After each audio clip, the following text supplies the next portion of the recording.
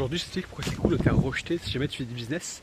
L'intérêt de se faire rejeter, c'est de savoir que les gens, ils ont vu ton offre. Parce que justement, la situation confortable, c'est de rester dans son coin, justement, de travailler sur son projet, mettre 15 000 ans justement à mettre en place les différents éléments qui sont pas forcément importants. Et en fait, là-dedans, c'est genre que j'ai pu faire par le passé. L'idée, c'est de rester justement dans sa zone de confort et se dire non, je peaufine les derniers détails, les dernières petites choses qui font que ça va être 100% bien. Mais en fait, pour savoir si un projet est bien, faut le lancer justement, faut se confronter au marché. Et c'est vrai que c'est pas forcément évident parce que d'autant plus si tu fais ça sur internet. Parce que sur internet, les gens ils sont zéro filtre, ils ont une sorte de protection, on va dire, dans le sens où si jamais on t'insulte, tu vois, tu peux pas aller justement directement à la confrontation physique et du coup les gens se permettent un petit peu tout. D'autant plus qu'il y a beaucoup plus d'acteurs, on va dire, et du coup il y a vraiment plus de sollicitations, on va dire, sur tes messages, on va dire, si jamais tu DM les gens par email, par téléphone, sinon par message privé.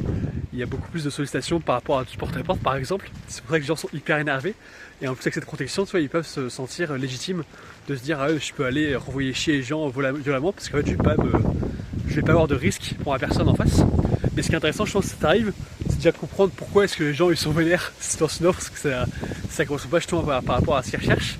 Savoir qu'est-ce que tu peux améliorer, avoir un feedback comme ça, mais c'est savoir que ton offre elle a été vue. C'est ça le plus important, c'est de savoir que les gens ils voient ton offre, parce que si jamais ils ne les voient pas, c'est un problème, parce que tu pourras jamais vendre. Tu as beau avoir la meilleure offre du monde, si personne ne voit ton offre, tu pourras jamais rien vendre. Donc c'est important que les gens voient ce que tu as à proposer.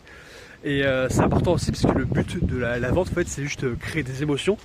Et en fait le fait de vendre, c'est quand tu as réussi à stimuler les bonnes émotions pour vendre. Donc ça peut être des émotions positives ou négatives, parce que le marketing de la peur, c'est un marketing qui fonctionne très bien justement et qui marche dans beaucoup de cas. Notamment chez les politiques par exemple, tu peux voir qu'à chaque fois ils te font peur pour dire ah oui, les Français machin et tout, c'est la crise, enfin tous ces trucs là justement qu'on entend beaucoup de la part de nos politiques. Et justement l'idée c'est qu'il faut réussir à stimuler les bonnes émotions pour que les personnes passent à l'action et puissent prendre tes services. C'est ça le plus important. Et en fait si jamais les gens sont indifférents, donc que tu vas prospecter des gens ou que tu te mets sur les réseaux, que personne ne voit tes vidéos ou que personne ne te répond, ça veut dire que les gens sont indifférents par rapport à ce que tu proposes et c'est vraiment pire par rapport à créer des émotions positives ou négatives. Donc c'est pour ça que c'est important justement de ne pas avoir peur, aller à la confrontation, chercher justement à avoir des retours pour voir qu'est-ce qui fonctionne, qu'est-ce qui ne fonctionne pas. Et l'important c'est de tester justement, de ne pas rester dans sa zone de confort et se dire justement l'idée c'est d'y aller justement voir ce qui marche pas, de pas se dire je reste 6 mois à travailler dans mon coin sans qu'il se passe rien. Vraiment le but c'est vraiment d'être rapide.